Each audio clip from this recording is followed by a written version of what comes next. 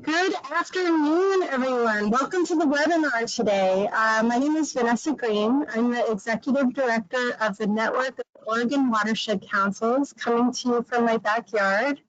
And we have with us today Lynette Villagomez. She is the Outreach Manager of North Coast Land Conservancy. And we have Jane Keppinger, who is the District Manager of the Marion Soil and Water Conservation District in Salem. We're hoping that everybody was able to join us okay. And the topic today is how to plan successful events and programs in a pandemic. I'll be your facilitator today, and I will keep an eye open for your questions. And you'll notice that this is a panel presentation, so the idea hopefully is that you will have a lot of questions and comments, and we can utilize the chat function where you write in your questions, and you can also put your little hand in your dashboard box, and I can unmute you when it is time, and you can ask your questions in person.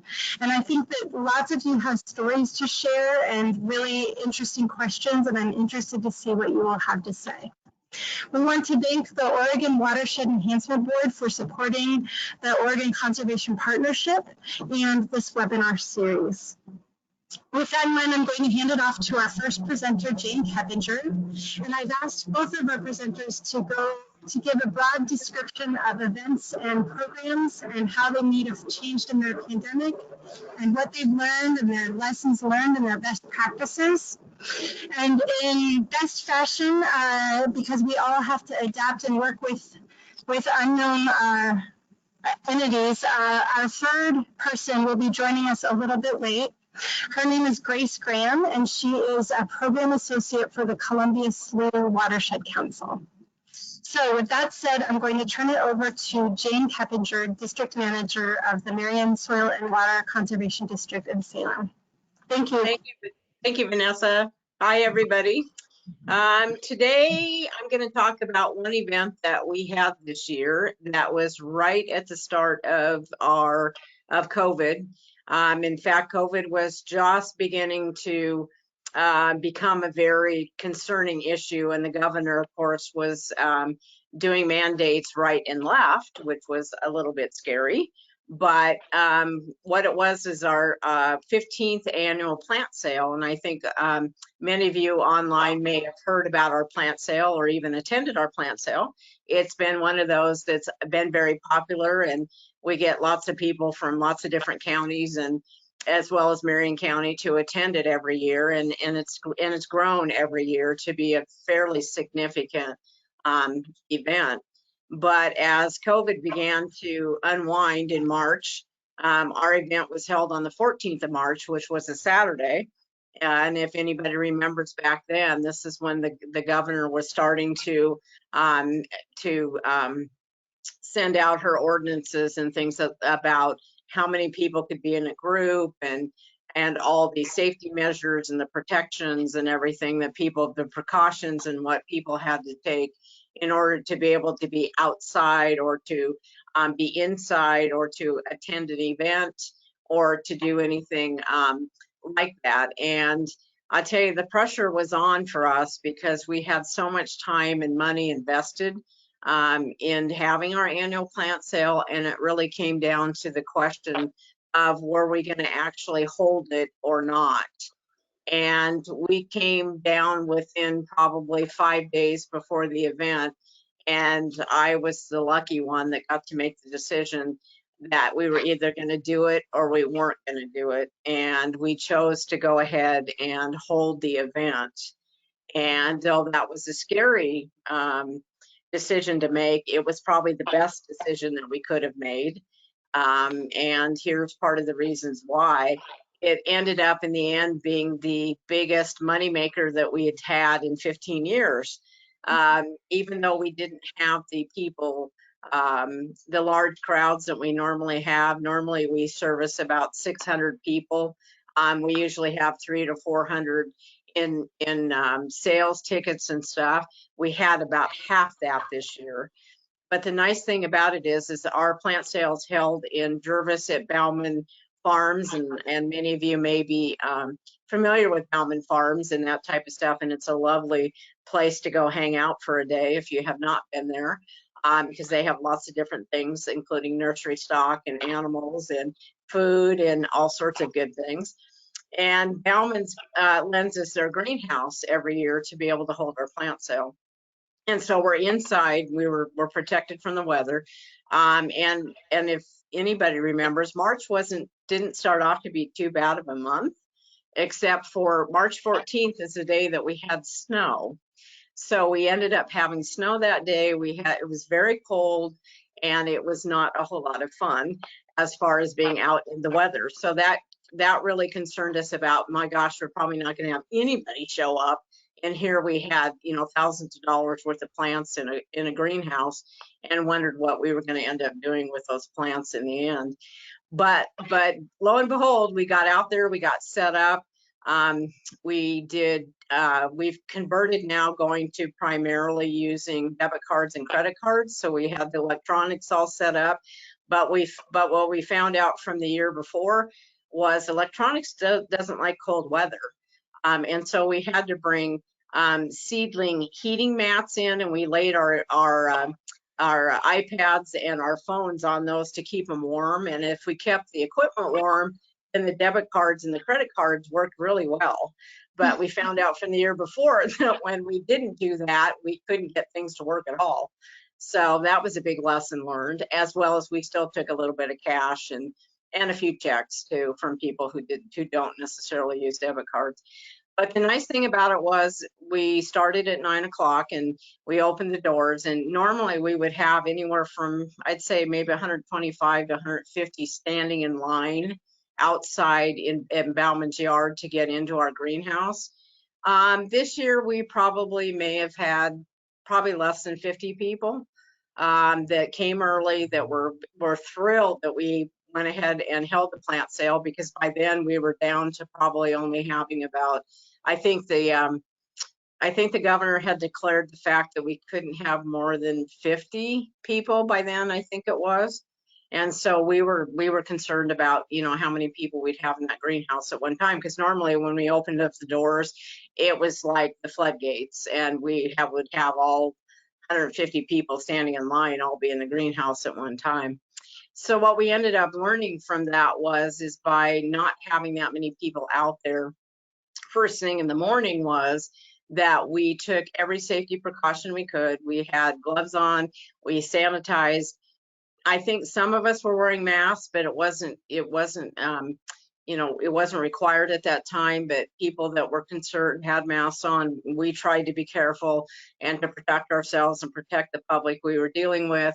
We tried to social distance even back then, and helping people and that type of stuff, as far as trying to not make people feel uncomfortable, because of the disease. And so when people entered our greenhouse and got to start shopping, the one interesting thing we learned is that because there weren't so many people in the greenhouse, and we weren't really crowded, and people weren't fighting to go after their plants and trying to, be next to a bunch of people, and then trying to have to wiggle their way in if they wanted to see a particular plant or buy a pallet of, or not a pallet, but to buy a bunch of plants and that type of thing. They didn't have to fight other people for it. Was the fact that they actually bought more plants. They impulse bought, because they could look at all the pretty plants. And if you remember, we had a pretty good spring. It had been kind of warm a little bit and stuff, so the plants were awesome. They looked really pretty and really beautiful. So we had a lot of the plants that people could actually see what they were buying, instead of just a little green thing sticking out of a 3.5-inch pot type thing. So people actually were much kinder, in the sense that they got to take longer to shop. They were in a better mood. Despite what was going on now with the whole COVID thing had started, they ended up enjoying just being out, because so many things had been canceled. And so they were very kind to us, and even donated, a few dollars if they were going to get change back or something. They just let us keep the few dollars, which helped, because all our the money that we make on the plant sale actually goes to a scholarship fund that we started many years ago in the name of one of our directors who had passed. And so we give away 2 scholarships every year to high school or college age students that are going into any kind of ag or any kind of natural resources. And so we just found out that people were, really liked the fact that they could shop and that they could take their time. They weren't rushed. And that, again, they were just thankful that we held the event. And so with all that, like I said, we ended up with our biggest gross profit in the 15 years that we'd done it. Of course, we had bought some extra plants. We'd probably bought about $1,000 worth of extra plants. And we did have quite a few plants left over because, again, we didn't have the crowd that we normally have. But we were very, very thankful in the end, after the plant sale was over with, that we ended up getting our partners to come in. And our partners stepped in, and a lot of them were starting and thinking about some restoration projects and things. And so they were actually able to buy the surplus of the plants that we had left and especially a couple of partners bought a significant amount of plants that we had left over and stuff. And it just really worked out well for everybody to be so cooperative when people were quite stressed and were quite anxious about what was going on and not really knowing from day to day what was going to be happening and stuff. But people were still trying to do their jobs and look to the future as far as projects and things. So that was a relief to us because we were able to sell out the rest of our product and stuff, which again helped us make the money that we ended up making. So, I encourage everybody that during these difficult times that we're all learning new things now. Obviously, Zoom and go-to meetings and go-to webinars and all this type of stuff are the new thing now. And being in person, meeting with people and stuff just isn't quite as common because we still are under restrictions. And so just knowing that the more creative you can get, and the more you think about the future and maybe how you can tweak your way of doing business, and the way that you've normally done things in the past may not be the way you're going to do them in the future, and to be open-minded about it, because it really has got us thinking now about how we're going to hold our 2021 plant sale and the differences, the changes we might make because of what happened with COVID in 2020, and hope that we can provide another good sale and even an improved or even a better sale for people, because we really did learn a lot of lessons and things from how we had to handle the customers to how to not having as many people in the greenhouse, because we always thought, more is better kind of attitude. And what we found out was, in reality, giving people space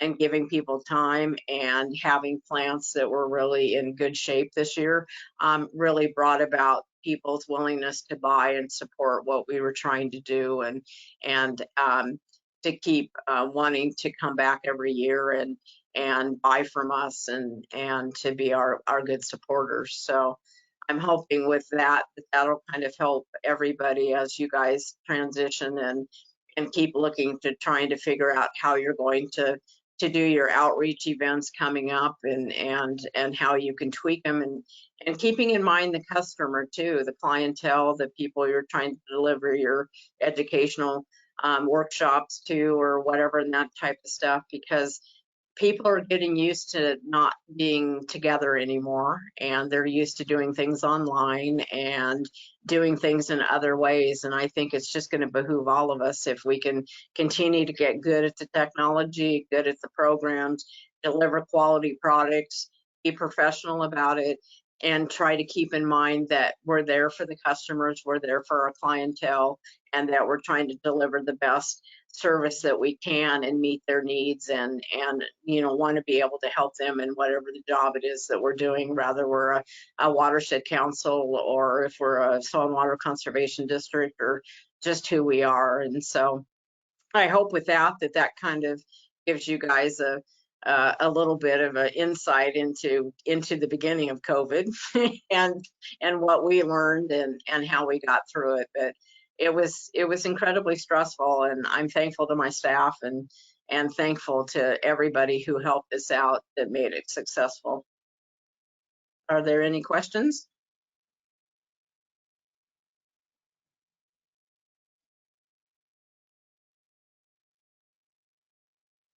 Thank you, Jane. This is Vanessa. I was having some audio problems a minute ago, so I hope that you can hear me better now. Yes, I can. And I just want to repeat a couple of things I said at the beginning to make sure that everybody is in the loop. So I wanted to let you know that we just heard from our first of 3 speakers. And the second speaker is Lynette Villagomos. She's going to speak in a moment. She is the outreach manager from the North Coast Land Trust. And our third speaker is actually a grad student on the side, and she has a pretty good excuse for joining us late in that she is in class. So she's going to join us sometime between 1:30 and 1:45. So Lynette is going to speak for probably 10 minutes or so and give a similar story of her education and outreach programs.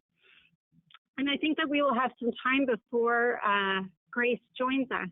And in that time, I would love it if we had a discussion where we could answer questions from you, or where I can unmute you and you can tell some stories that you think would be instructive for our whole audience.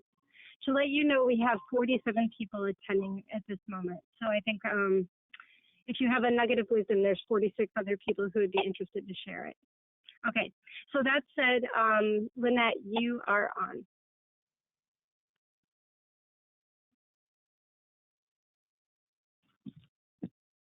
Hi, everyone. Thanks, Jane, for sharing some of your COVID response around your programs, and Vanessa for inviting me to be a part of this discussion. I just want to give a little bit of background about North Coast Land Conservancy, since I'm not quite sure where everyone is right now who's participating in this event. North Coast Land Conservancy is an accredited nonprofit land trust, and our service area is on the north coast of Oregon. So we're from about Columbia River down to about Siletz Bay. And our offices and staff are mostly based out of Seaside, Oregon. So a lot of the work that we do, I would say, is mostly concentrated in Clatsop and Tillamook counties. And besides our concentration of our work being there, I think a lot of our supporters come from there. But then we also have people in the western states that either have second homes on the Oregon coast, or people from Portland that come to the coast a lot and are just familiar with our work. I think the overarching takeaway for us has been that we just want to continue to have genuine engagement with our supporters, our volunteers, our audience, to make sure that they know who we are, they continue to pay attention to what we're doing and know that we're still doing our work just by not being in our office. Right now, all of our staff is working from home. So I think the biggest thing for us has been adapting to being separate from each other as staff, and then sort of not having in-person events at all. That was a really big challenge for us, because summertime is when we do everything in person. We do stewardship events, we do on the land program, which is hiking on our properties or other conserved lands to talk about conservation. We have some presentations that we do at the beginning of the season to try and help our volunteers cultivate information about the organization to be our ambassadors. And so those things have all gone online. Our staff is pretty small. We have about 6 full-time and 3 part-time staff, but we have a mighty volunteer base. I think on average, we have about 150 volunteers a year.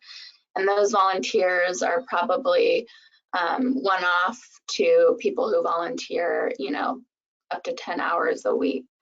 So we have a very strong base of volunteer support, and that has been one of the things that has really gotten us through this.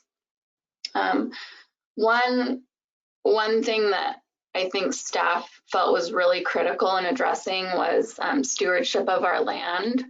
Our volunteers help out a lot with monitoring properties, doing restoration, doing maintenance, and it felt very overwhelming for our staff to think about how we were going to be able to do that with just 3, or actually 2.5 stewardship staff to visit all of our properties and be able to monitor them. And as an accredited land trust, we are obligated to visit all of our properties at least once and provide some kind of report for each of those properties. So there was a really big burden around that. And so after some thought by the stewardship staff, they created something called what they're calling the seasoned steward program, where they had stewardship volunteers that had worked with them for quite some time and could work independently. And so they started to go out either independently or in small groups, following strict COVID safety protocols that was developed by staff and volunteers or committee members, to make sure that if we were in pairs or small groups, that we were, keeping a certain distance, wearing the appropriate type of masks and gloves and all that. So that was sort of a turning point for us and a big relief for our stewardship staff to know that we were going to be able to monitor all of our properties and fulfill our stewardship obligation for being an accredited land trust. And then as far as like our hiking program that we do in the summer, or Summer on the Land program, we mostly canceled that. We had a volunteer who took on the task of setting up a couple of iNaturalist projects. One was a backyard birding that we did on a single day. And we provided like a Google template, and people could enter the bird type that they saw, the name of the bird, scientific if they knew it, and then the number of sightings if they counted them. And then after that 24-hour period, this volunteer went in and calculated or tallied all of those species, and then we reported back to our supporters, I think via some kind of blog post that we did online, and then we put that in our e-news. And then he also set up a backyard bio blitz, and I think that one was maybe for a few weeks that we did. We have, a host. I could go into a bunch of different things that we've done in lieu of these events that we would have had, but I think we're heavily leaning, I can say that we're heavily leaning on Zoom presentations for the things that we can do via Zoom. Other things that we're trying to do is just continue to engage our volunteers in various ways through Zoom meetings. And we're going to be doing a trivia night, which we've never done before. And that'll serve a little bit as an awareness for one of our campaigns that we're doing to raise $10 million for a 3,500 acre project that we're doing on the Oregon coast. So it'll be a trivia night on magical rainforests. And then normally in the summer, also to raise awareness for that project, we would be doing in-person tours, taking people up to that site, but we can't do that. So now we're adjusting to try and do some virtual tours online. So that'll be more of like a presentation with slideshows, images of the property that we've taken in the past, and there'll be small group things that we do a registration in advance for. And then at the end of it, we'll allow for some Q&A session at the end of that virtual tour. So I think overall, what we have kind of taken away from all of these online presentations is that we try to keep things really simple in terms of the format of the presentation and the technology. I don't think right now a lot of people are expecting a lot or anything flashy. And I think because we've been apart for so long now, people are just happy, especially if they're very, you know, isolated. They're just happy about seeing people on screen and smiling people. And it's a little bit, you know, comforting to be able to connect with people when we can't the way that we used to. I know that when we've done some slides or presentations, it's always nice to stop screen sharing when we would have a presentation up, if it's not necessary to share a screen, and just be able to see everyone's face and be able to kind of toggle through and see who's on a presentation if that's possible. We want things to be simple yet informative. And I think that's the best thing in terms of engagement and in terms of kind of lowering the stress of tech. I think we have seen, amazingly, some of the presentations that we've done in person have had more turnout via online platform than they would in person. And I think we've attributed that to people want something to do. They don't have to drive somewhere, so they don't have to get to an event. They don't have to choose an outfit, of course.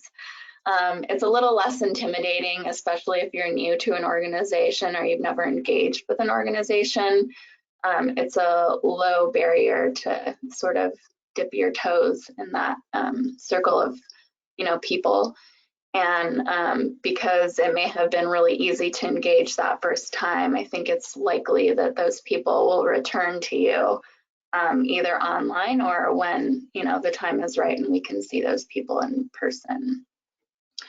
Another little thing that we found super helpful was if we're doing a presentation, to have a couple of people that are running the show. So, you know, designate your presenter and then have somebody as a backup, like a moderator who would be, you know, reading the chat online, asking the questions to the presenter, and then also dealing with any of the tech stuff that goes on. It really relieves the pressure for the presenter and kind of breaks up the monotony of hearing one person talk for, you know, 30 to 60 minutes. So we found that really helpful.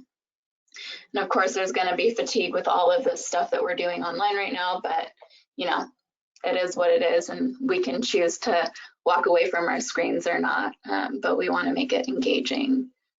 And then, of course, you know, keep presentations short, 60 minutes at the most, I would say, for the presentation, and 30 for engagement, Q&A.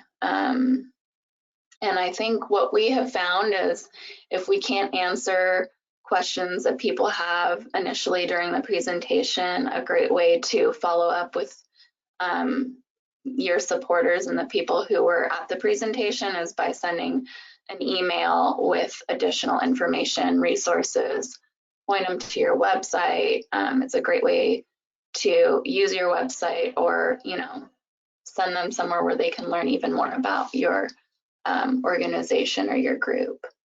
And then a tool for kind of engaging your groups depending on the size.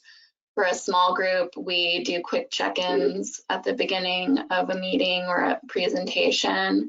So we'll pose a question like, what did you do this morning? Or how are you? Or, you know, something really simple, but something just to hear from people. But obviously with larger groups, you can't do that. So we'll just ask a question and have people, you know, write something in a chat, and then others who are participating can scroll through the chat and read it, or the moderator can kind of go through that later on if there's a bit of a break and you want to fill up some time, and just read some of those things and comments that people have put in the chat. And I think that's pretty much it. I mean, if people have specific questions later about our programs, I can go a little bit more into detail about those things, but we just have so much that we have canceled and tried to fill via Zoom and online format that we've sort of learned a lot of lessons from doing stuff online, and I don't really see us doing things in person probably until spring of next year. So we're just really heavily leaning on online platforms at this moment.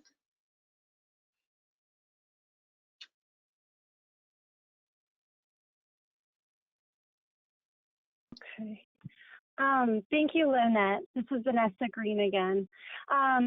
I have a couple of questions queued up, and I want to use this time for people to think about if they have stories to share, that they should click the little hand icon that is in your dashboard. And if you click it, it gives me the clue that you have something to say, and then I will click on it and let you know if you are up. So if you can ask questions that way, I will unmute you and you can ask directly. Or if you prefer, you can type your question into the chat function and I will just ask it on your behalf. So either way. So the first question, Lynette and Jane, is could you guys comment on, in your shops, what is the dynamic with your staff in terms of, I know everybody's working remotely and everybody's work habits have changed, and there's children and pets in the mix now, and flex hours, and staff meetings are these little talking faces now, and just the whole dynamic has shifted on us. And I'm wondering if you can comment on how the dynamic has changed and how you have adapted, and if you have any advice moving forward in terms of just maintaining a good, productive working relationship with your colleagues and in throwing these events. I'll go first. That's a very good question. The one thing that we used to do before COVID was we'd have a once a month staff meeting because we saw each other almost every day. So we didn't necessarily need to sit down and sit around a table and talk to each other about what was going on with the district, because we basically almost did that every day. But since COVID hit and everybody went home remotely and started working from home remotely, we ended up going to a weekly staff meeting. And we first started out via free conference call, and then obviously Zoom began to take off. And so then we don't do every weekly meeting Zoom. We are doing more of it now, but we'll do at least once, maybe 2 meetings a month doing Zoom, and then the rest will be just over the telephone. Staff's attitude, we were fortunate that most of my staff, because they don't live within Marion County, only a handful of them do. The rest of them live outside of it, and obviously had a distance to drive, that they were already telecommuting at least 1, maybe 2 days a week. And so most of our staff were already in the process of telecommuting. And so we were pretty ready and rocking as to them working from home and dealing with, their home environment, except most of them all of a sudden had children with them, since children would go to school or children would be in daycare. Now children were home knocking on the door and on their laps and that type of stuff. So as Vanessa said, flexibility has been the biggest thing. But I've also seen an uptick in our productivity from our staff. We have our own conservation landowner program called LAP, which is a landowner assistance program that the district, because we have a tax-based, we fund with our tax-based dollars. And we had a round in May and June, and it ended up, we thought, was our largest round of applications, which is 18, which doesn't sound like a huge amount, but in the world of how we have to do this kind of work, it's a big amount. And then we just ended a round on August 5th, and we ended up beating our last goal of 18 and had 21 applications and had over $163,000 in requests for funding. And the productivity with staff has gone up quite a bit from indicators that they're just not wasting as much time. As Lynette said, when people are home and that people can just hop on the computer, they don't have to worry about, you know, they might comb their hair, but they don't have to worry necessarily about what they're wearing, and they don't have to get in the car and drive for a half an hour, and they don't have to do all these things. And so the ability for them to respond is so much quicker too, because they can send another staff a text message, or they can send another staff a quick email or an instant message. They can get their answers, they can go on with their projects. You know, there's just been a whole lot of good things that have actually turned out of this whole disease thing, and it's been a good thing. And I don't foresee the district necessarily going back to ever having all their staff in the office full time anymore, 5 days a week. I think we're going to probably continue to do the remote access and the remote telecommuting and that type of stuff, because we've definitely proved that as long as we can be sensitive and flexible to the employees' needs and to try to help them, you know, with what's going on in their home life as far as their work environment at home, and knowing that we can control their work environment here at the office, and we can't really control their home environment, but we can try to guide them as far as what we expect of them when they are working from home and that type of stuff, so that there are boundaries and there are directions and things like that that we've been able to set. And I think it's really helped people to try to navigate and to understand that this is the way it is and that they're going to do the best they can. But in doing that, most of them have kept a positive attitude and have adjusted to the best of the ability. And I think everybody's getting along better now, because they're not with each other every day, so they don't get on each other's nerves. And if there are a few little squabbles, I don't know about it because they're not in the office and I don't hear it. They're taking care of it themselves. So I'm positive about that. So I hope that kind of helps people to understand that this is not necessarily a terrible thing as to what we've been forced to do. And I'll let Lynette speak. Lynette, would you like to comment? Yeah, certainly. So we were already operating where we would have weekly staff meetings, but those obviously were in person when we were working together in an office. So we just maintain that every Monday. We have a staff meeting with all our staff. So that's really a great way to stay connected, know what people are doing for the week, checking in, not just about work, but how people are doing in general. I think that this, you know, we're watching people in their homes, and we're watching life happen around them. So it's sort of removing that veil of like, this is work and this is, you know, this is the work person, and kind of sort of just, you know, humanizing our coworkers a little bit more.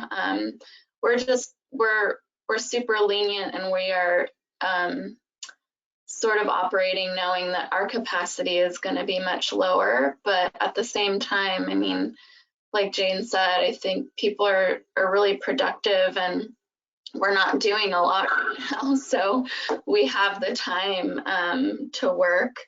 I think there's a lot of flexibility around what our expectations are as far as like the work day or the work week.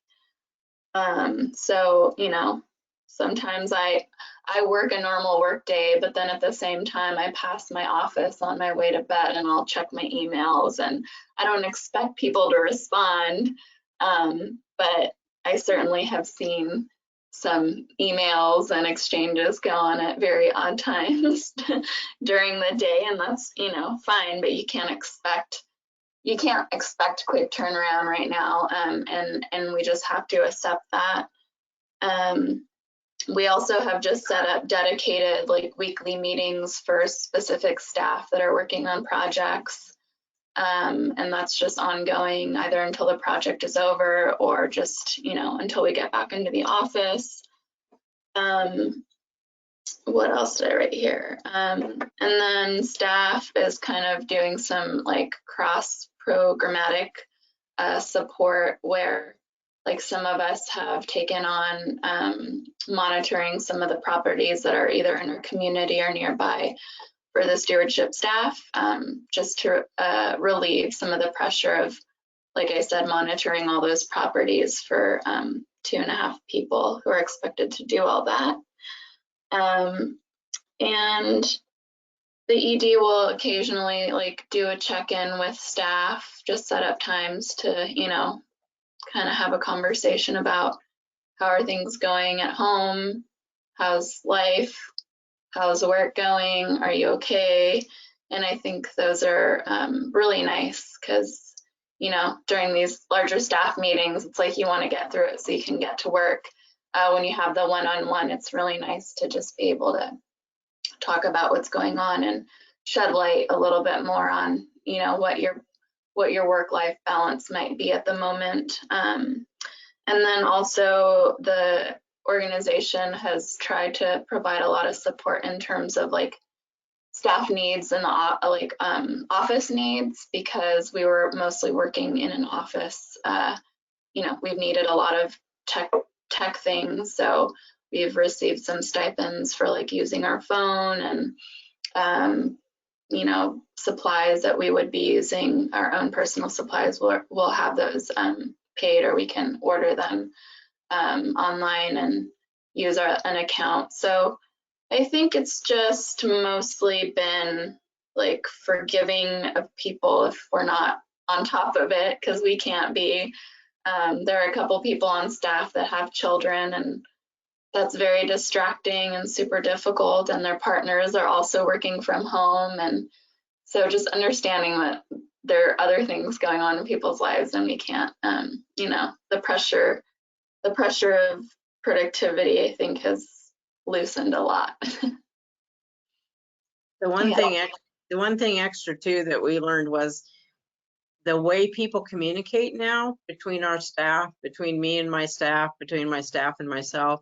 I think we've all learned to be better communicators, and knowing that we need each other's help even more now, since we're not seeing each other on a day-to-day basis. So making sure that like Lynette said, the fact that if people have got kids and they're, you know, shuffling them between this or that, or if they're having to, you know, to spend time with them during the day, that if we know that we don't necessarily need to send them an email. If they know, if we know that they're with their kids and they're going to take an hour or something and they're not going to be there to respond, then we're not going to demand an answer from somebody who's not even sitting at their computer because now they're away for an hour or something like that. So I think that's the biggest thing that has been important about being able to truly communicate well, clearly about what's going on, what's happening, and trying to make sure that people are respectful of it and try to help each other out. Right on, Jane. Okay, good.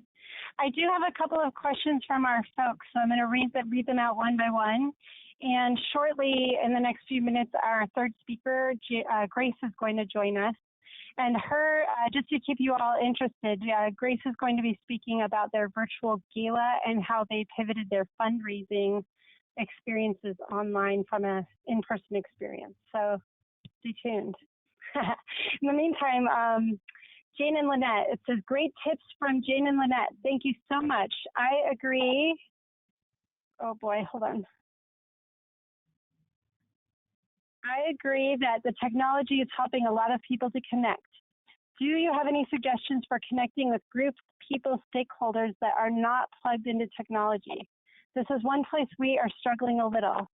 Letters, small tours, coffee chat, all at a distance for sure.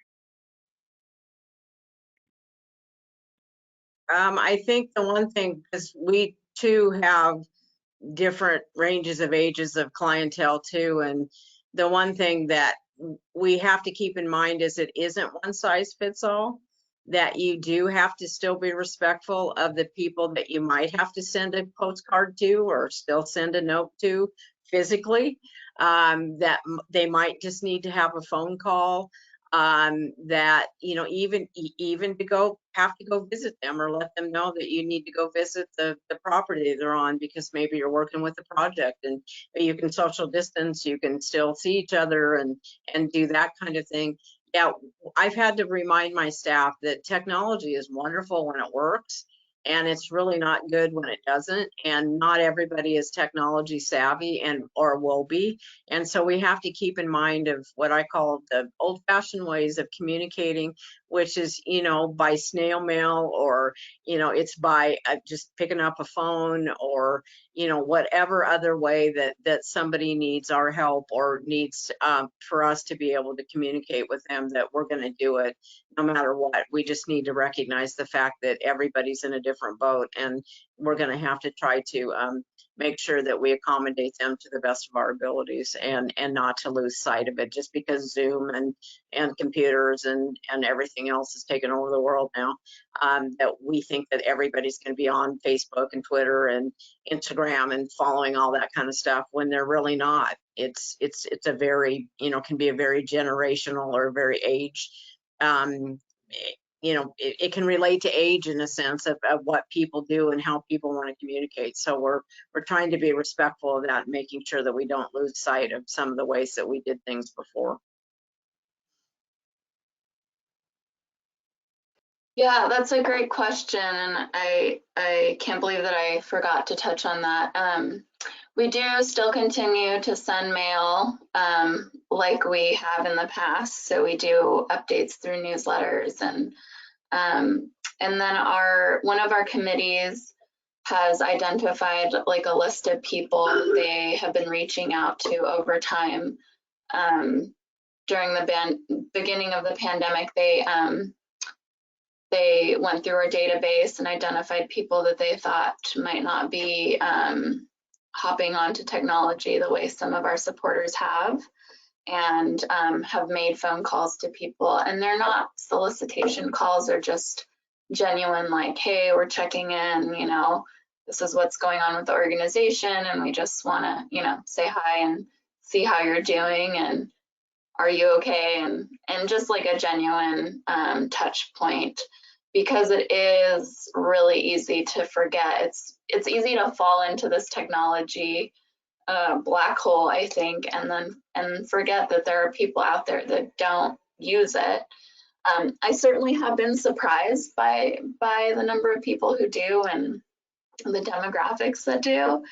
And I would say that our supporters are probably anywhere from, like, the majority of them are anywhere from like 40 to 90.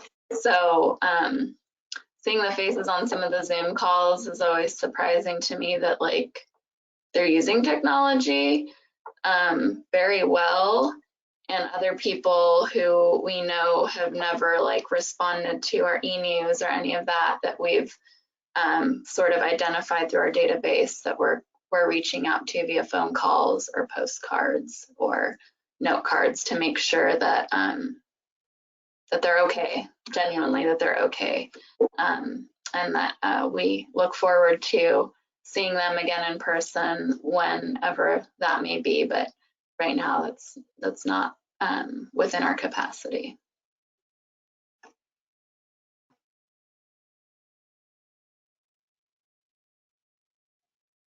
I'm going to transition us for a minute, because I see that Grace Graham has joined us, and I don't see your camera, Grace, but if you can turn it on, I think we are ready for you. In the meantime, there's a quick question. Jane, how big is your staff? I have 8, so there's 9 of us all together.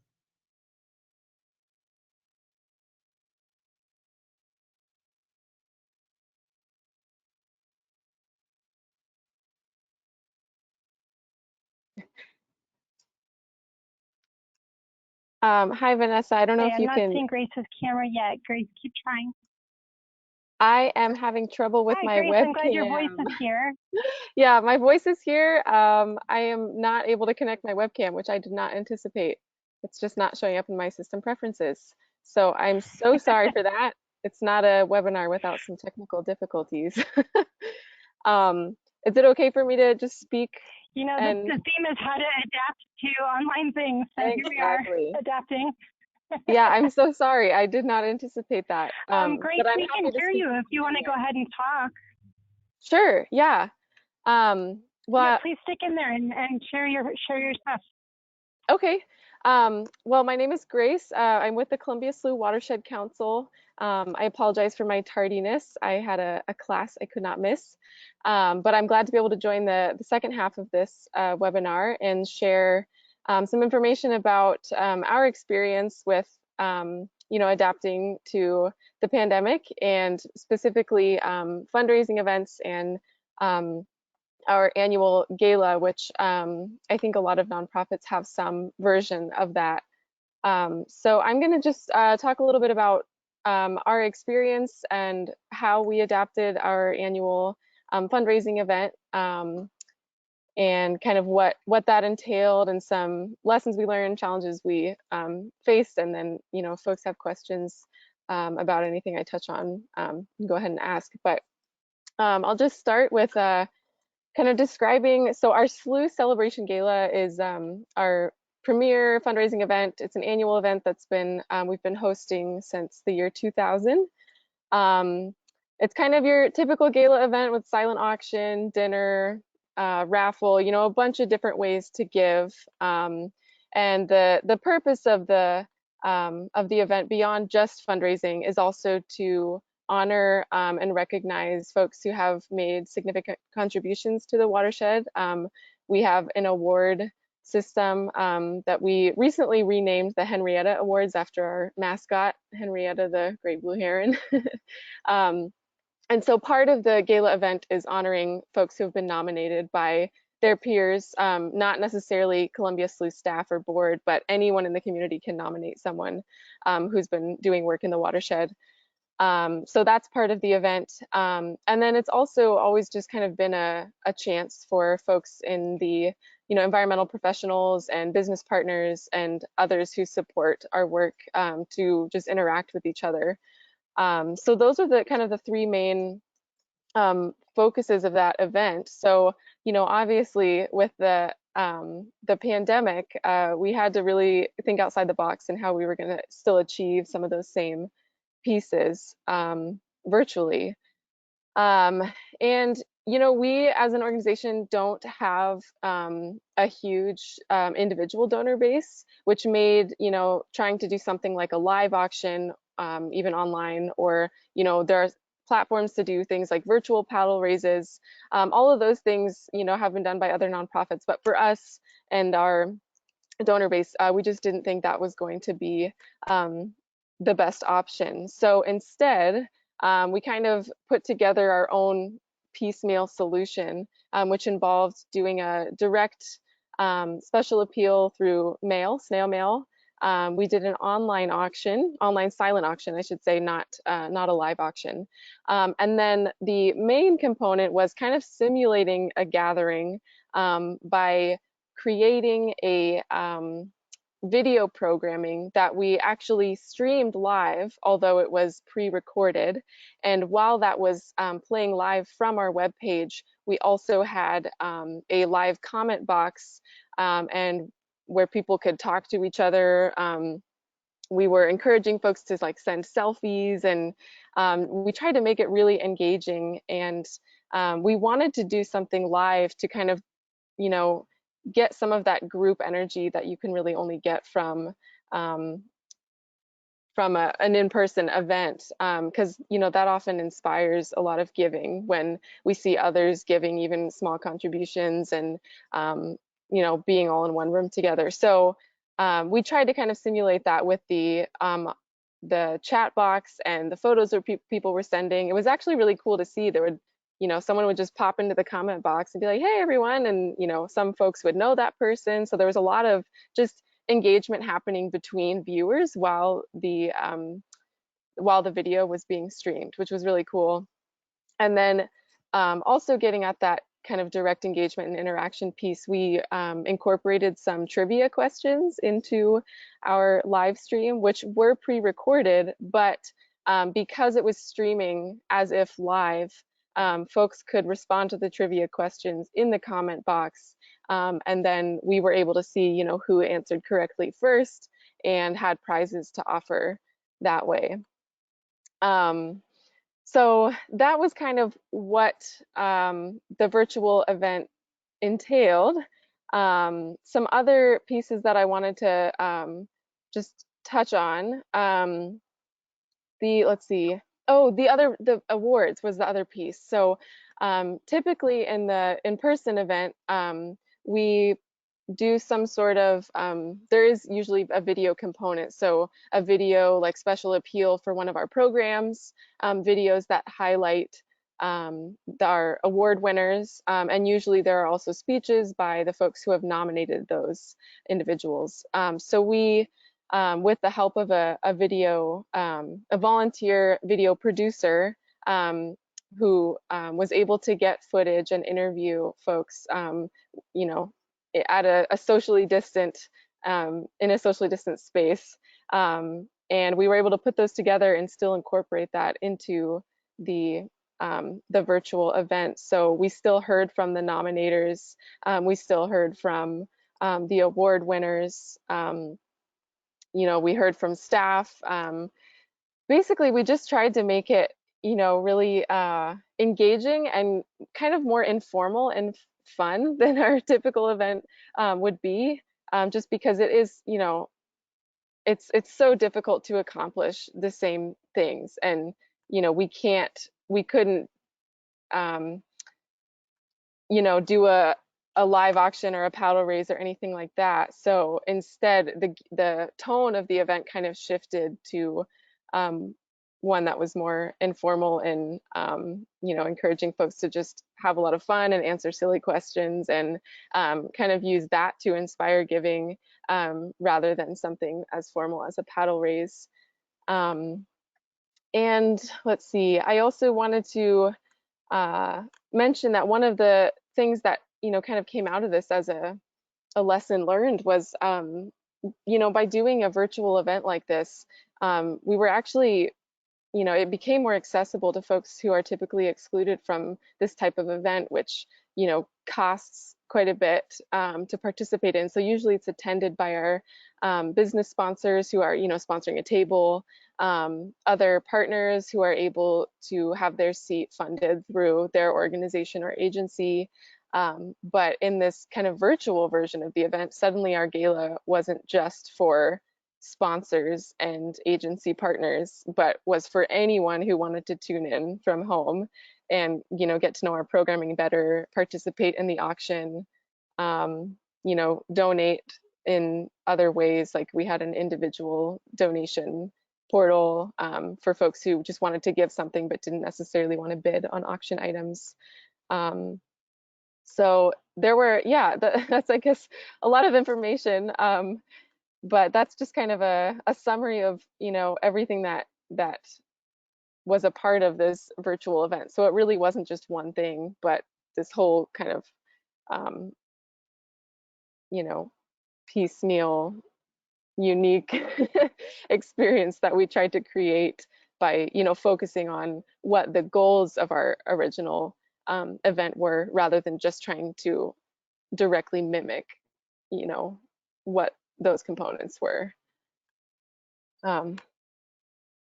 Yeah, I don't know if there are specific things I should touch good, on, or Grace. questions.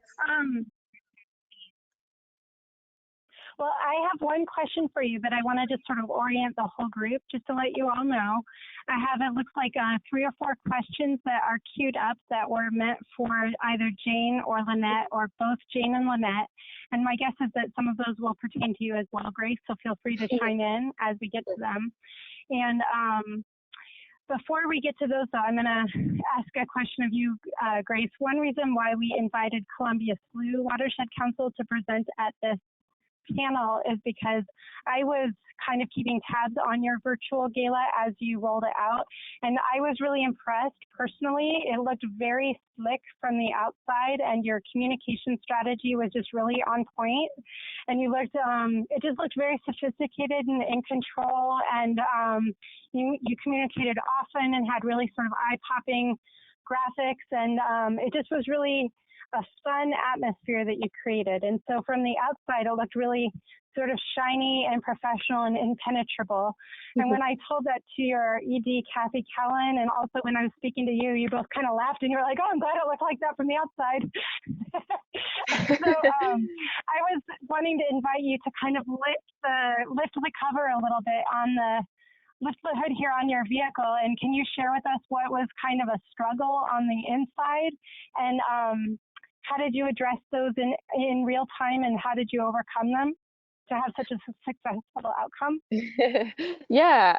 Well, yeah, first of all, just in response to your comment, Vanessa, it's great to hear from the outside how, these types of events are perceived, because it really does look different from the internal perspective and from the staff who are kind of behind the scenes. So we love getting that sort of feedback. It really gives us a better sense of how the event went. We have our own ideas about how it went. And overall, it was a success. But yeah, I would say one of the biggest challenges was just the short time frame that we were operating on. As other folks in the nonprofit sector and others will know, there's a lot of these fundraising events happen in the spring before the end of the fiscal year, and so that's there was kind of this deadline of June approaching, and we typically hold our main fundraising event in March or April. Our original event was scheduled for during Earth Week. Actually, it was April 23rd. And tickets were going to go on sale March 12th. And I remember that day very well, because that is like the day that kind of the first formal social distancing restrictions and recommendations for working from home and all of that came out from Governor Brown. So we were like about to hit go on making the tickets live on the very same day that kind of all of this erupted. So we kind of hit pause for a week or so and then just started brainstorming, but we kind of still had this deadline of like within a month or two we have to somehow figure out how to pick up this these funds that we're losing, and also just like honoring the award winners who had already been nominated and were receiving their awards. Like it's a big thing for us to make those public so that folks know what others are doing in the watershed. So it was not a lot of time to completely shift gears and adapt an entire event that months had gone into planning for. So I think on our end, it did feel a little bit chaotic for that reason, just because it was a lot of fast brainstorming, not a ton of time to really dig into a lot of research about different ways to do this. We did some looking at some different platforms, different technologies that are out there to assist with virtual events, but there was no chance to really experiment with any of these. We have never done something like this before, so there was just a lot of unknown with this event, and so that was one big piece. Also, just kind of from a technical standpoint, figuring out how to get everything kind of on one page and one platform was really difficult, because there are so many different technologies out there that can accomplish one thing or another. Some can do it all, but those tend to be pretty cost prohibitive. And also figuring out what was going to work on our website, because in the midst of all this, I should mention that our website had crashed earlier this year in like February or so. So we very quickly built an interim site, and just 2 weeks ago we launched our new website. So we were on this kind of temporary website at the same time that we were trying to put this virtual event together. So we didn't really know the capabilities that our web hosts had to accommodate things like live stream or comment boxes. We played around with like if we wanted to have some sort of live chat, or if we wanted there to be a video component like in a Zoom, where someone would so we could all see each other face to face with viewers too. But there are risks with that, and internet connection. There are just so many technical difficulties that come up with things like Zoom or web conferences. And we also didn't want folks who maybe were uncomfortable with being seen or being heard to feel like they couldn't or didn't want to, attend this virtual event. So I was actually kind of the one doing a lot of research into all these different platforms and how are we going to accomplish what we wanted to, basically in the shortest amount of time, meeting as many of our kind of goals as possible. And what we ended up doing, basically on our website, well, we used a platform called Live Reacting that I stumbled upon. Hadn't heard about it before, but kind of came across it in my research. It's a platform that enables you to like broadcast a pre-recorded video as live stream via YouTube or Facebook Live. So what we ended up doing is putting this video together over the span of about a month or so. And then we, uploaded it to this platform called Live Reacting, and scheduled it to play live on YouTube on the day of our event. And then I embedded that into our website so that it could be on the same page as, the portal to the donation form, the portal to the online auction, the chat box, all of those pieces, because we really wanted everything to be in one space. We didn't want folks to have to, go back and forth between different windows or tabs. And because the whole idea behind this particular virtual event was trying to keep that element of engagement and interaction with one another, we really wanted everything to be in the same space. So I would say that was the biggest technical difficulty. And just also, we kind of did some test runs just internally with staff. I kind of created a hidden page on our website where I tested, the ability to live stream a YouTube video and have that embedded and be using the comment box. And so we did have a chance to kind of test those things, but not to the volume that, the volume of viewers that we were expecting for the actual event. So that is one little piece that we ran into unexpectedly was the comment box that we were using, which was actually through our web server at that time, Wix. We're now on Squarespace, but we were using Wix for our interim space, and they have a lot of apps and widgets that are free to use. So we used one that was a comment box, which we put right below the live stream. But what we didn't anticipate is that it would, at first glance, it appeared to be a free widget. But then during the live stream, we hit whatever max amount of comments was, in those settings.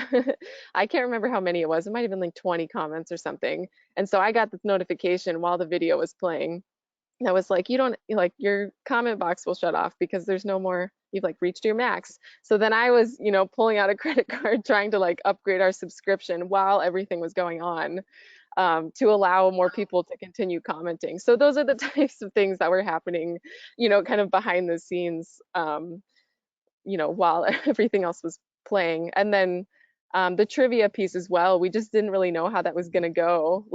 Asking a trivia question, waiting an appropriate amount of time, but this was all pre-recorded. So we kind of had to, think about, okay, how long will folks want to think about or answer this question?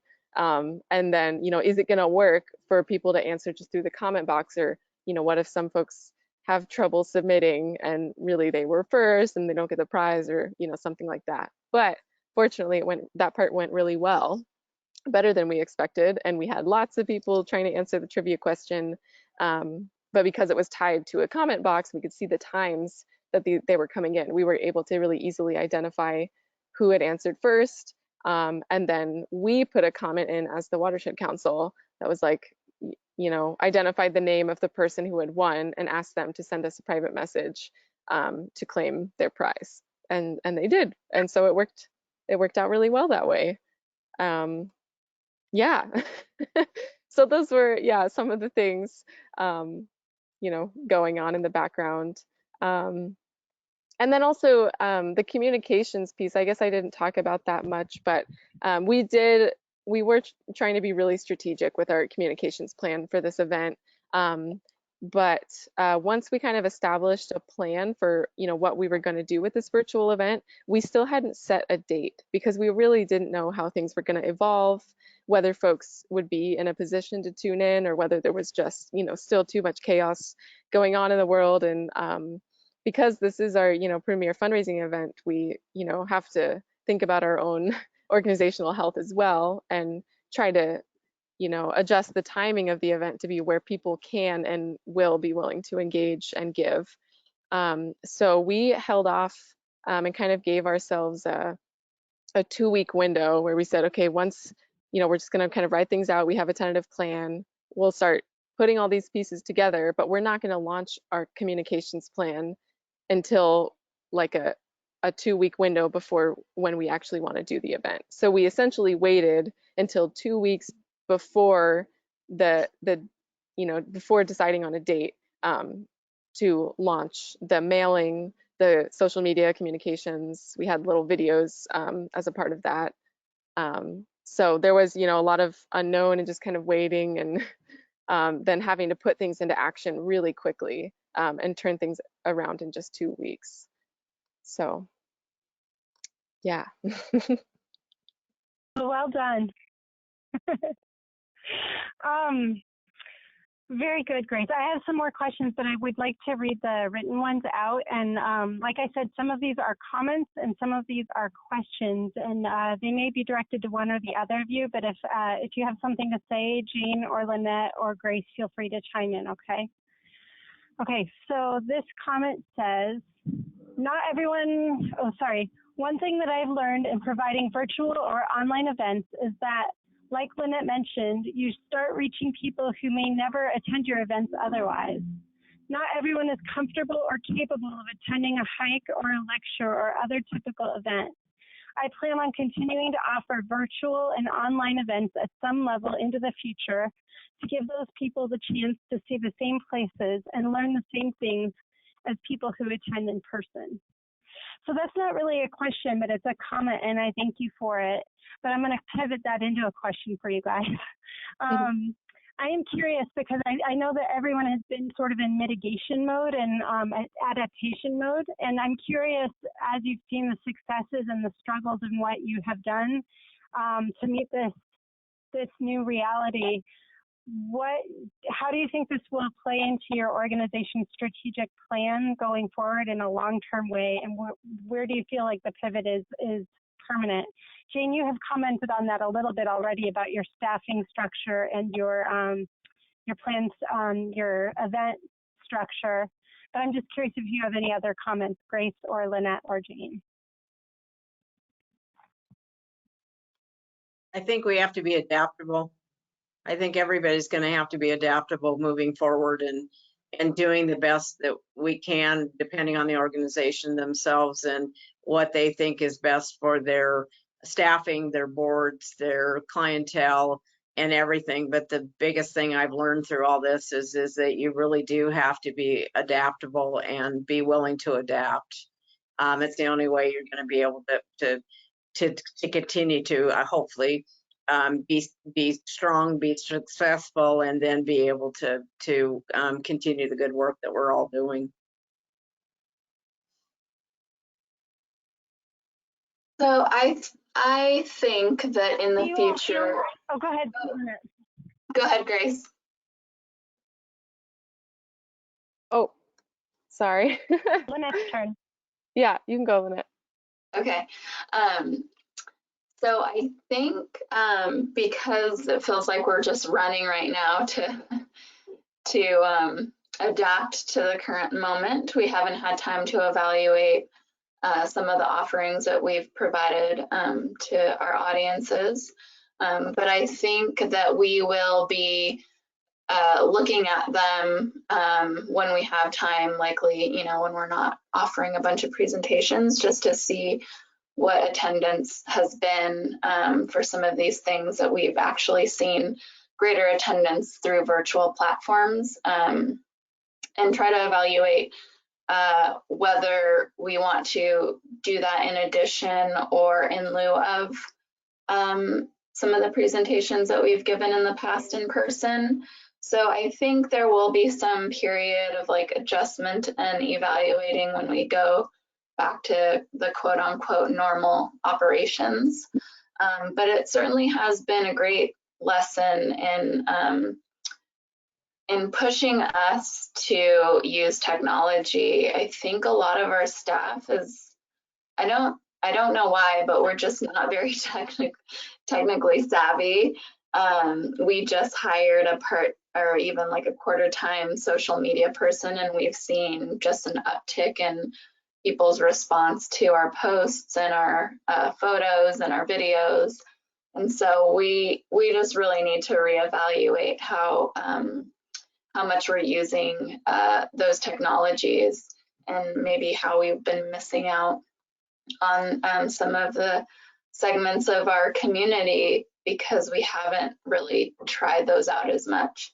I think it'll be a supplement to our regular offerings in the future, because it truly does reach a greater part of our service area, especially because our staff and our volunteers are so concentrated in the northern part of our service area that, you know, we're missing out on reaching people in the southern service area.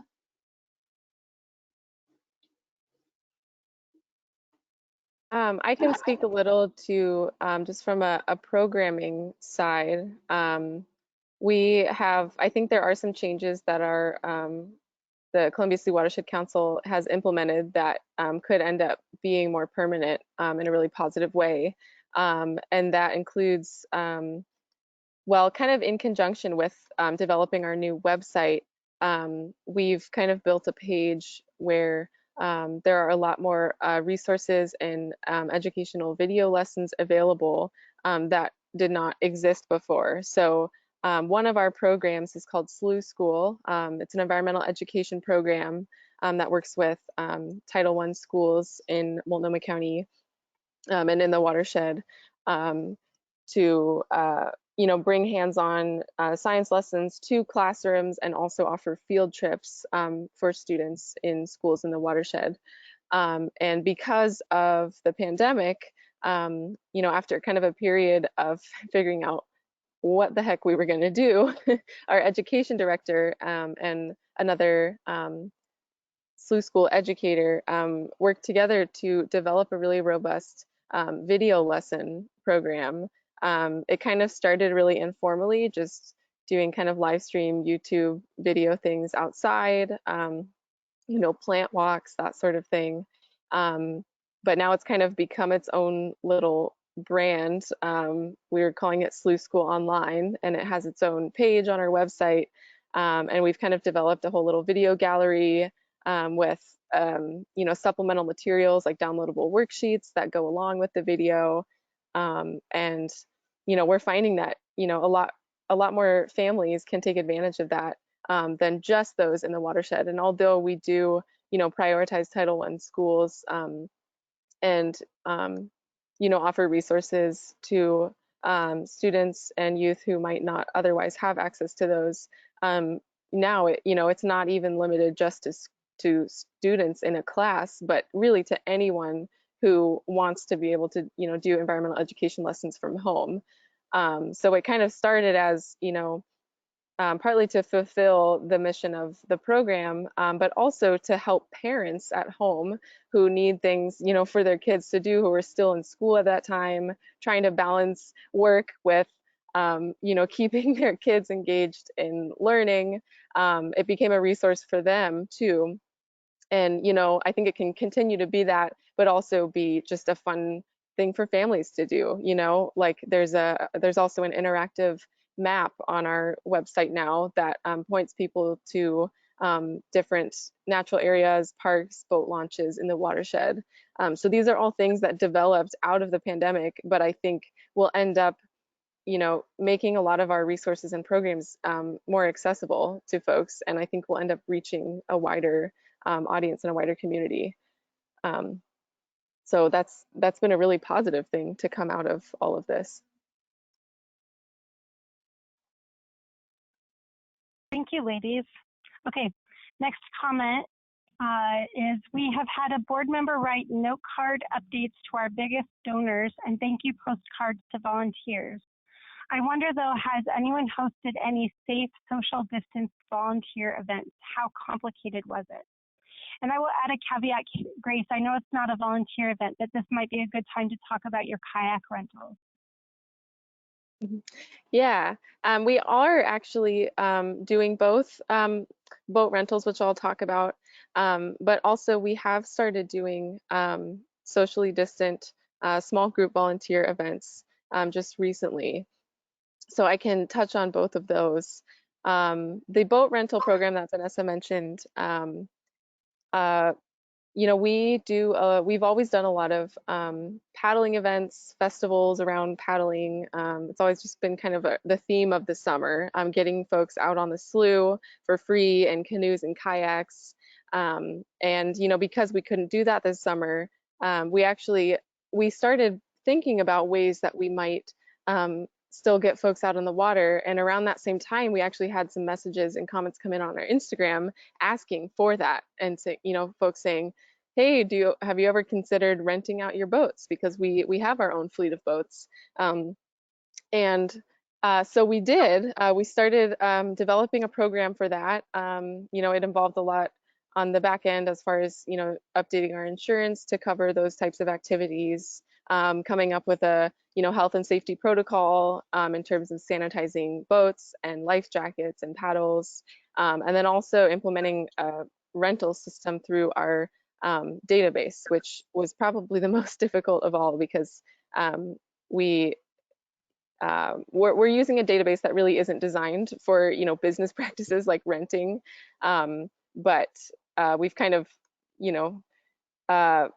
come up with some creative solutions to still accomplish the same thing. And I should mention these boat rentals are free, so it does require a reservation, and we put out basically a month of dates at a time. Share those via social media, our newsletter, also sharing with folks who have been on the wait list of the prior rental days. And then, families can sign up to rent a boat on a certain day. They can pick what type of boat they want, but it's all free of charge. And they agree to, a COVID-19 liability waiver and the risks associated with doing this event. But we've had a lot of success so far, and I would imagine if we can make it work with our other events in the future, that we would want to continue doing this type of event because it's a great way to get families out onto the slough, especially those who don't have access to boats or the resources to rent from other companies that charge for that service. So it's been really successful so far, and we just launched or are about to launch our September dates. I don't think they're live yet. But so we're kind of just taking it 1 month at a time and evaluating as we go. Yeah, so that's actually been really successful. And then the other thing that we just started doing is socially distant volunteer events. They are limited to 10 people each, so they're very small, but we're doing them more frequently. So we've essentially broken up what used to be larger, less frequent volunteer events and are now kind of just sprinkling in small ones more frequently. So we've started what we're calling Third Thursdays at Whitaker Ponds. So the third Thursday of each month, we have a volunteer event. Folks do have to register in advance, and it is capped at 10 people. And then, we're sanitizing tools, we're sanitizing gloves, making sure that folks are still staying socially distant, but we're still able to, do some of our habitat restoration and stewardship activities, just, as we were before, just in smaller groups. So that just started last month, but it's going well so far. Yeah. Jean or Lynette, anything to add? The daycare, one of the daycare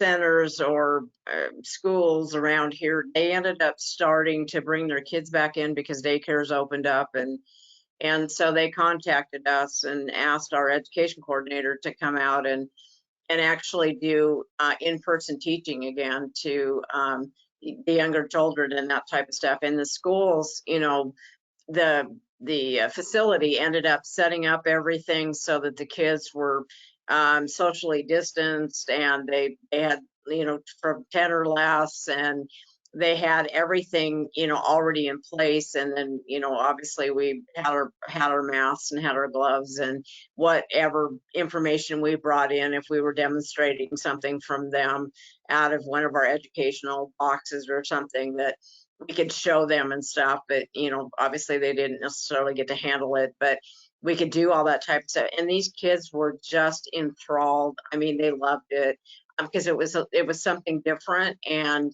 again, they were kind of learning the science stuff, which they didn't know they were, but they were, and they really loved it. And the teachers have reported back and said, you know, from 1 to 2 to 3 days afterwards, the kids were still talking about, you know, a person coming and doing, and, you know, showing them furs or whatever it was that she was demonstrating and stuff. And they just absolutely loved it. So slowly but surely we're going to go back to live stuff, but again, it's going to be very controlled and in very, very small groups. But if it can happen, it's still going to be out there and available, and we'll cross our fingers that it continues to work.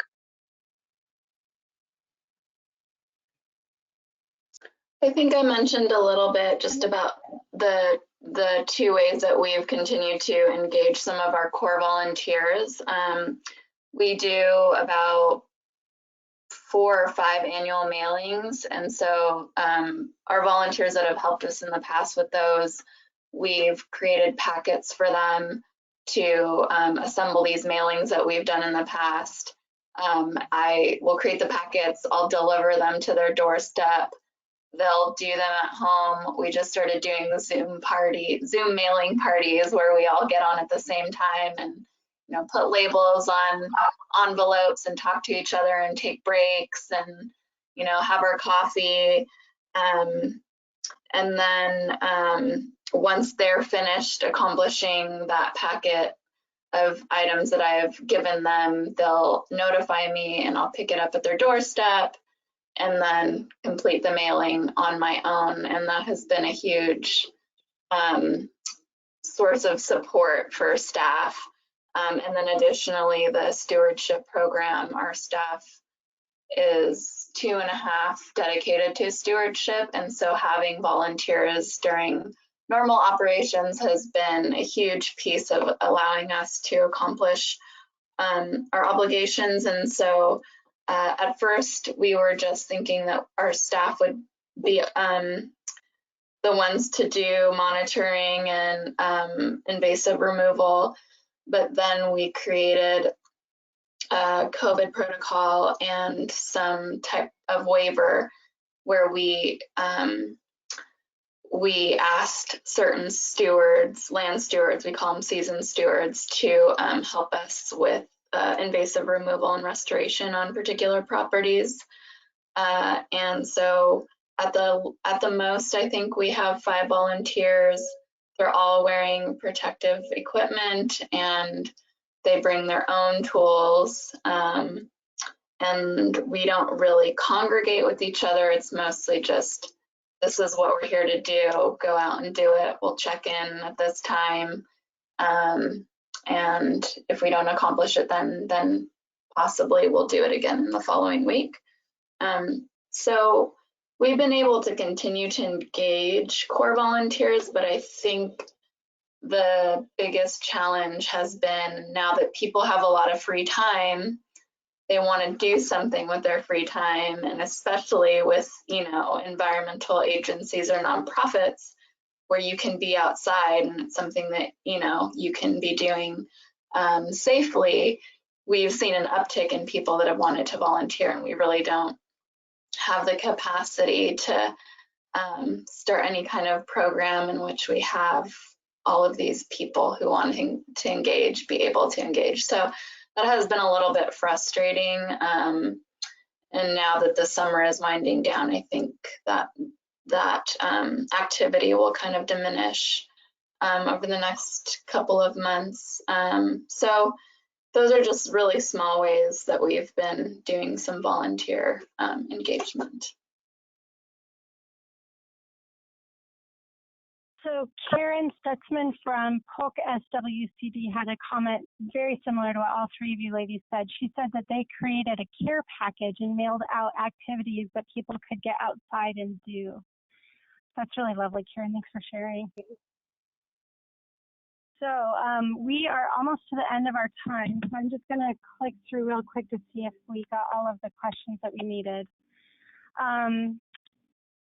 Somebody asked, for a virtual live event, have either of you used Facebook Live or YouTube live streaming? I think this question was asked towards the beginning, so I think you both talked about that a little bit. Do you want to answer quickly? Grace also? Yeah, I can speak really quick. So we did use YouTube live streaming, although I mentioned our video was pre-recorded, so we had to use a third-party software, which was also, it wasn't free, but it was a very inexpensive cost to upload our pre-recorded video and cast that as live, but it did still happen through YouTube live stream. We did opt to embed that on our website and use our own comment box feature there rather than just having it on YouTube or Facebook and allowing comments to come through that way. And that was mostly to keep everything in one place. We did consider just doing it on YouTube and sending that link out to folks, but ultimately decided that we would rather embed that on our website and have it really integrated with the other components of our event. But it did work well, and Facebook Live we did not use, but I have heard some positive things from others who have used it for their own events. We did do Facebook Live for one of our events too. It was like a gardening a gardening demonstration and plant ID kind of thing, and it worked really well, and people really enjoyed it. And so I think those are two good options that people are getting used to using, and I think people are getting more on board about being able to do quick little snippets of things, 3, 5, 15-minute things, not long presentations or anything like that, but just quick little snippets that people can get ideas from and that type of stuff. And we have not done it ourselves, but do any of you charge? Sorry.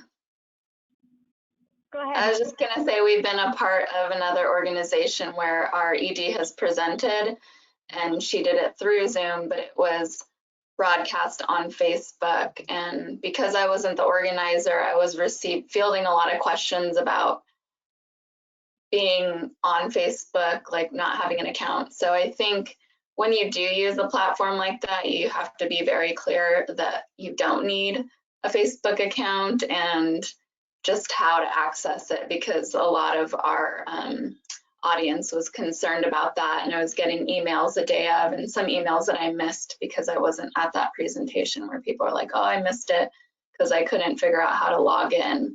So I would say that was the only hiccup with the Facebook broadcasting. Well, I think we are at time, and I want to be respectful of our audience because I know you guys carved out your time, but really thank you, Lynette from North Coast Land Conservancy, and Jane from Marion Soil and Water Conservation District, and Grace from Columbia Slough Watershed Council. Really appreciate your time and your perspective and your expertise. And thanks to everyone for joining us today. Thank you to OWEB for funding us. Thank you. Thank you, everyone. See you. Thank you. See you next week, or see you next month. Okay, bye. Take care. Bye. Bye.